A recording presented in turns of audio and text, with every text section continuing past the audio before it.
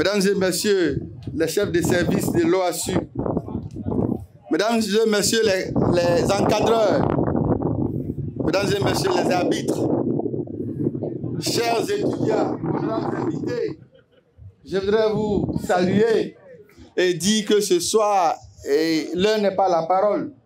C'est juste des remerciements que nous allons prononcer.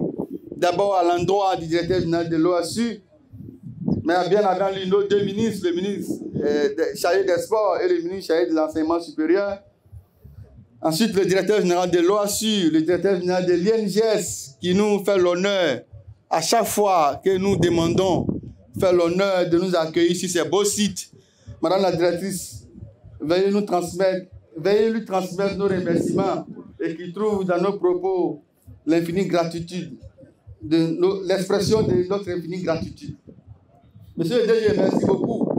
Merci de continuer dans le sens et d'apporter votre touche particulière à travers le basket 3x3 qui fait beaucoup de muscles dans la jeunesse. Je ne savais pas que c'était aussi apprécié, mais c'est un très beau sport. Merci beaucoup. Je voudrais remercier les établissements qui nous font l'honneur de participer chaque année à nos activités. Oufoué-Boigny, la vieille mère, on dit que c'est la plus vieille, la plus belle, la plus fréquentable. Ça, j'ai entendu ça il n'y a pas longtemps. L'INGS qui n'est plus à citer. L'UIA qui nous fait plaisir. Chaque année, monsieur le DG, il va falloir qu'un cachet spécial soit fait aux fondateurs et aux dirigeants de l'UIA. Ils font partie des établissements privés les plus fréquents à nos activités. Merci beaucoup.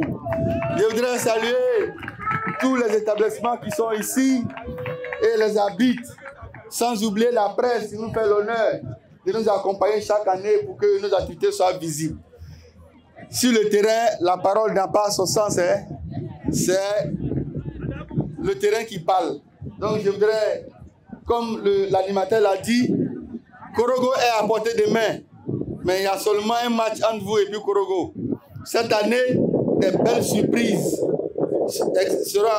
vous seront présentées à Korogo. Donc faites l'effort d'être à Korogo. Parce que Korogo ne sera pas comme l'ancien Korogo qu'on a vécu. Ce sera un autre Korogo.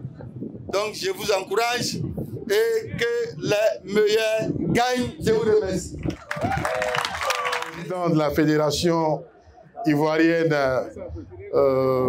de sport universitaire, monsieur le chef de service au CRU A1, si je ne m'abuse, mesdames et messieurs, chers amis de la presse, chers athlètes, je voudrais vous saluer au nom du ministre délégué auprès du Premier ministre, chargé des sports et du cadre de vie, son Excellence, monsieur Adjé Silas Metch, qui aurait été là avec nous si son agenda ne le tenait pas loin de nous. Comme vous le savez, demain, il va remettre 3 terrains au lycée moderne de Boisflé. Un terrain de handball, un terrain de basket et un terrain de volley. Donc il va remettre demain au lycée moderne de Boisflé. Et pour cela, il a dû donc effectuer le déplacement. Et je voudrais, à la suite du président de la Fédération ivoirienne des sports universitaires, remercier le directeur général de l'INGS, M. Habib Sanogo.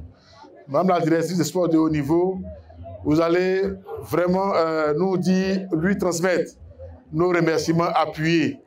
Grâce à lui, les élèves auront, je veux dire, un tapis vert quasiment sur lequel ils vont évoluer aujourd'hui, un terrain qui répond aux normes internationales, parce que c'est un héritage de la CAN 2023 et je voudrais, par votre voix, lui dire vraiment merci. Il en va de même pour les autres installations qui ont été mises à la disposition de l'OASU dans le cadre de ces finales de zone-là. Chers amis athlètes, je voudrais à vous aussi dire mes encouragements et vous dire les encouragements du ministre, parce que si vous êtes à ce stade de la compétition, c'est que vous êtes parmi les meilleurs, en tout cas de votre catégorie, et cela se mérite. Cela mérite également des applaudissements parce que ce n'est pas donné à tout le monde d'arriver à ce stade de la compétition. Je ne vais pas répéter les mots du président de la Fédération ivoirienne de sport universitaire, Mais les enjeux, ils sont nombreux cette année. Les enjeux, au-delà des victoires que vous allez glaner, il y a le fait que désormais, la Côte d'Ivoire sera présente aux compétitions internationales universitaires. Hier, c'était les basketteurs de l'université Félix Houphouët-Boigny et de l'INGS qui nous ont représentés à Kampala, en Ouganda. Demain, ce seront quasiment presque toutes les disciplines qui seront concernées par les Jeux de la Wawung. Attendez la West Africa University Games au Ghana, à laquelle la Côte d'Ivoire va participer. Au mois d'août également, logiquement, on aura une équipe qui va aller au Kenya pour représenter le sport scolaire au Festival africain du sport scolaire, le plus grand festival de sport scolaire en Afrique, qui est à sa 23e édition. Et les meilleurs d'entre vous sont ceux qui vont représenter la Côte d'Ivoire. Ceci pour dire que, au-delà de l'aspect festif, au-delà du jeu que vous allez produire, il y a lieu de donner le meilleur de vous-même afin de taper dans l'œil des techniciens qui sont là et qui vous regardent et qui sont en train de prendre des noms, cocher des noms pour représenter la Côte d'Ivoire à l'international. Au-delà du sport, Monsieur le ministre nous a instruit de développer la coopération dans le domaine du sport universitaire.